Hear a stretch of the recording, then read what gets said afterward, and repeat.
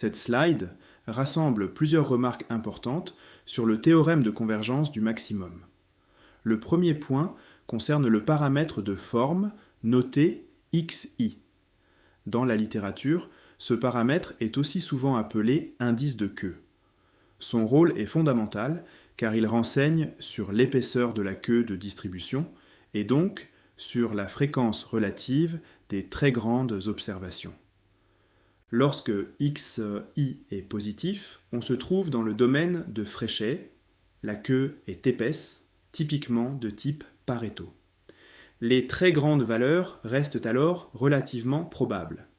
Lorsque xi est nul, on se trouve dans le domaine de Gumbel, qui regroupe des comportements intermédiaires comme ceux des lois exponentielles ou normales. Enfin, lorsque xi est négatif, on se trouve dans le domaine de Weibull extrême. La distribution possède alors une borne supérieure finie.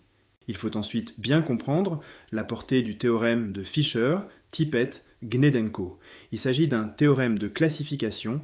Il affirme que si une limite non dégénérée existe après une normalisation affine du maximum, alors cette limite est nécessairement de type GEV. En revanche, il ne garantit pas qu'une telle limite existe pour n'importe quelle distribution. De même, le théorème ne détermine pas la valeur de xi, celle-ci dépend du comportement de la queue de la distribution initiale. Il ne fournit pas non plus directement les suites de centrage et d'échelle à utiliser pour normaliser le maximum. Ces deux questions seront précisément étudiées dans le chapitre consacré au domaine d'attraction. La comparaison avec le théorème central limite est donc instructive. Pour les sommes, lorsque la variance est finie, la loi limite est toujours normale, et les constantes de normalisation sont données par la moyenne et la variance. Pour les maxima, on obtient au contraire toute une famille de lois limites paramétrées par xi, et les constantes de normalisation doivent être déterminées à partir de la queue de la distribution. Nous revenons maintenant sur l'analogie avec les sommes, mais cette fois dans le cas où la variance n'est plus finie. Lorsque la variance est finie, le théorème central limite conduit à la loi normale. En revanche, pour des distributions suffisamment lourdes, la somme peut être dominée par quelques observations très grandes et la normalisation usuelle par la racine carrée de la taille de l'échantillon n'est plus adaptée. Dans ce cas, sous des hypothèses appropriées, les sommes normalisées peuvent converger vers des lois dites stables, par addition. Ces lois forment elles-mêmes une famille paramétrée. Le paramètre qui apparaît dans la normalisation contrôle la vitesse à laquelle les fluctuations de la somme augmentent avec la taille de l'échantillon.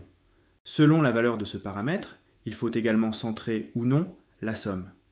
Lorsqu'une espérance finie existe, on recentre par la moyenne. Pour les queues encore plus épaisses, l'espérance elle-même peut ne plus exister et il n'y a alors plus de centrage par une moyenne théorique. Ces lois stables ont une particularité importante. Sauf dans quelques cas, elles ne disposent pas d'une expression simple pour leur densité ou leur fonction de répartition. La loi de Cauchy constitue un exemple classique pour lequel une expression explicite existe. L'idée essentielle pour notre cours est le lien entre l'épaisseur des queues, les sommes et les maxima. Pour une distribution symétrique à queue lourde, lorsque la loi limite du maximum existe et est de type Fréchet, le paramètre qui gouverne la stabilité des sommes est directement relié au paramètre de forme xi de la loi limite des maxima. Autrement dit, une même caractéristique de queue influence simultanément deux phénomènes asymptotiques différents. D'un côté, les fluctuations des sommes, de l'autre, la croissance des maxima. Cette observation est particulièrement importante en assurance et en finance. Pour des risques à queue lourde, quelques réalisations extrêmes peuvent représenter une part substantielle de la somme totale des pertes. Elles déterminent alors à la fois le comportement du maximum et celui de l'agrégat. Il existe donc un parallèle entre deux théories, la stabilité par addition pour les sommes et la stabilité par maximum pour les extrêmes. Les slides suivantes utilisent précisément cette analogie pour donner une justification heuristique de la forme des lois limites. Nous allons maintenant construire une pseudo-preuve du théorème central limite. L'objectif n'est pas de démontrer rigoureusement le théorème, mais de comprendre pourquoi la forme de la loi limite est nécessairement très contrainte. Pour simplifier, supposons que les variables soient indépendantes, identiquement distribuées, centrées et de variance égale à 1. Dans ce cadre, on considère la somme normalisée ou de manière équivalente la moyenne empirique multipliée par la racine carrée de la taille de l'échantillon. Cette normalisation a une propriété utile. Quelle que soit la taille de l'échantillon, la variable ainsi obtenue reste centrée et conserve une variance égale à 1. On travaille donc à une échelle où les fluctuations ne s'écrasent pas lorsque le nombre d'observations augmente. Supposons maintenant, sans encore connaître la forme de la limite, que cette variable normalisée converge en loi vers une variable aléatoire que nous appelons y. Cela signifie que, pour un grand échantillon, la distribution de la somme normalisée est proche de celle de y. De façon équivalente, la somme brute des n observations est approximativement distribuée comme la racine carrée de n multipliée par y. À ce stade, nous n'avons fait aucune hypothèse sur la nature de y. Nous allons simplement exploiter une propriété structurelle de la somme. Une grande somme peut être décomposée en plusieurs sommes portant sur des blocs disjoints. C'est cette décomposition qui va imposer une condition très forte à la loi de y. Si y est réellement une loi limite pour les sommes normalisées, elle devra rester compatible avec l'addition de plusieurs copies indépendantes d'elle-même. C'est ce que nous allons voir sur la slide suivante. Fixons un nombre entier de blocs, par exemple k, et découpons un grand échantillon de taille n en k sous échantillons de taille approximativement égale. La somme totale peut alors être vue comme la somme des cas sommes partielles. Puisque les blocs sont disjoints et que les observations initiales sont indépendantes, ces sommes partielles sont elles-mêmes indépendantes. Lorsque n est grand, la taille de chaque bloc est également grande. Par l'hypothèse de convergence précédente, chacune des sommes partielles, après la normalisation adaptée à la taille du bloc, doit donc avoir approximativement la même loi limite y. On peut alors comparer deux descriptions de la même somme totale. D'un côté, la somme complète, correctement normalisée, est approximativement décrite par y. De l'autre, elle est obtenue en additionnant k sommes de blocs indépendantes, chacune étant approximativement décrite par une copie indépendante de y. En tenant compte du changement d'échelle entre la taille n de l'échantillon complet et la taille approximative n sur k de chaque bloc, on obtient la propriété suivante. La somme de k, copie indépendante de y, doit avoir la même loi que y, à un changement d'échelle près. C'est précisément la notion de stabilité par addition. Cette propriété est extrêmement contraignante. Elle signifie que la famille de distributions contenant y doit être conservée lorsqu'on additionne des variables indépendantes de cette même famille, quitte à les recentrer ou à les remettre à l'échelle. Lorsque la variance est finie, cette contrainte conduit à la loi normale. C'est donc une manière heuristique de comprendre pourquoi la loi normale apparaît dans le théorème central limite. Elle n'est pas seulement une loi commode, elle possède exactement la structure de stabilité exigée par le mécanisme limite. Cette pseudo-preuve prépare directement l'argument correspondant pour les maxima. Nous allons remplacer l'opération d'addition par l'opération de maximum et retrouver ainsi la notion de max stabilité.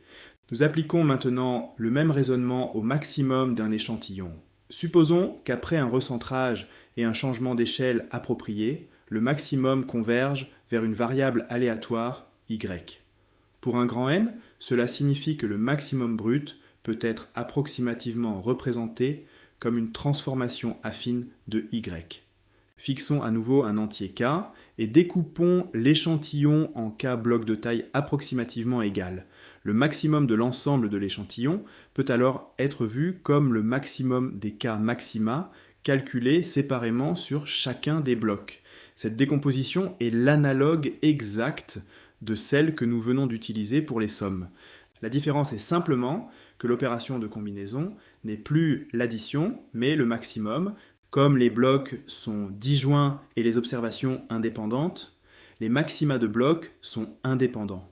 De plus, lorsque n devient grand, la taille de chacun des blocs devient elle aussi grande. Chacun de ces maxima de blocs doit donc être approximativement décrit par la même loi limite y, mais avec les constantes de normalisation correspondant à la taille du bloc. On dispose alors de deux représentations asymptotiques du même maximum global. D'une part, il est approché par une transformation affine de y à l'échelle de l'échantillon complet. D'autre part, il est le maximum de k variables indépendantes qui sont chacune approximativement des transformations affines de copies indépendantes de y. En comparant ces deux représentations, on obtient une contrainte structurelle. Le maximum de k copies indépendantes de y doit avoir la même loi que y, à une transformation affine près. Les constantes de cette transformation dépendent de k, mais pas de la valeur prise par y. C'est exactement cette propriété qui va définir la stabilité par maximum. Il est important de voir le sens de l'argument. Nous ne démontrons pas ici le théorème de Fisher, Tippett, Gnedenko. Nous montrons pourquoi toute loi limite éventuelle doit nécessairement posséder une propriété d'invariance très particulière. Une loi qui ne serait pas stable vis-à-vis de l'opération de maximum ne pourrait pas être une loi limite cohérente pour des maxima normalisés. Cette idée explique déjà pourquoi le nombre de lois limites possibles est extrêmement restreint. La propriété obtenue sur la slide précédente peut maintenant être exprimée directement en termes de fonction de répartition. Si y désigne la loi limite, et si l'on prend k copies indépendantes de y, alors leur maximum doit appartenir à la même famille que y après un changement de position et d'échelle.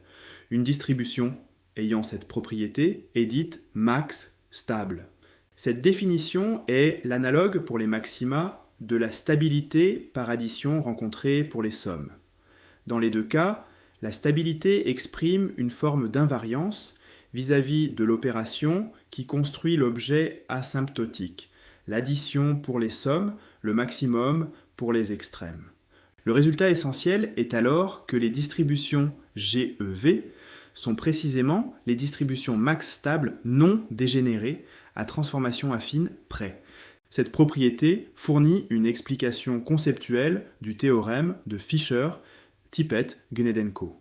Si un maximum normalisé possède une limite non dégénérée, cette limite doit être compatible avec le fait qu'un maximum calculé sur un grand échantillon peut toujours être décomposé en maximum de maxima calculés sur des sous-échantillons. La loi limite doit donc être max stable. Or, les seules lois non dégénérées possédant cette propriété sont les lois GEV. On retrouve ainsi naturellement les trois cas Frechet, Gumbel et Weibull réunis dans une même famille paramétrique. Il faut toutefois conserver le statut de cet argument. Il s'agit d'une pseudo-preuve, c'est-à-dire d'une justification heuristique de la forme du résultat. Elle explique pourquoi la max stabilité est inévitable, mais elle ne remplace pas une démonstration complète du théorème de classification. L'intérêt pédagogique est néanmoins important. Plutôt que de considérer les lois GEV comme trois formes apparues de manière mystérieuse dans un calcul asymptotique, on comprend qu'elles émergent parce qu'elles sont exactement les distributions compatibles avec l'opération répétée de prise de maximum.